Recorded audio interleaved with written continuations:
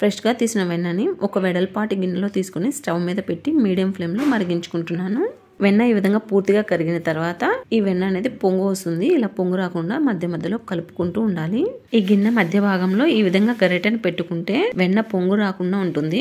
వెన్నను కరిగించుకునేప్పుడు ఇందులో 2 తమలపాకులు గాని కొద్దిగా కరివేపాకును గాని వేసుకున్నామంటే నెయ్యి రుచితో పాటు మంచి సువాసన ఉంటుంది. వెన్న కరిగించుకునేటప్పుడు ఈ విధంగా వైట్ కలర్ లో నురగ వస్తుంది.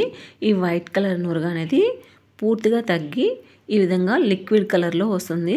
ఈ విధంగా వచ్చిందంటే మనకి నెయ్యి రెడీ అయినట్లు. ఈ టైంలో మనం స్టవ్ ని లో ఫ్లేమ్ లో మాత్రమే పెట్టుకోవాలి. నెయ్యి గిన్నెకి అంచులు లైట్ గా కలర్ చేంజ్ అవుతుంది. ఇక్కడ లైట్ గోల్డెన్ కలర్ కి వస్తుంది కదా. ఈ విధంగా వచ్చిన తర్వాత స్టవ్ ఆఫ్ చేసుకోవాలి. నెయ్యి అనేది వేడి ఎక్కువ అబ్జర్వ్ చేస్తుంది కాబట్టి స్టవ్ ఆఫ్ చేసిన తర్వాత కూడా నెయ్యి కొంచెం కలర్ చేంజ్ అవుతుంది. అందుకోసమే కొంచెం ముందుగానే స్టవ్ ఆఫ్ చేసుకోవాలి.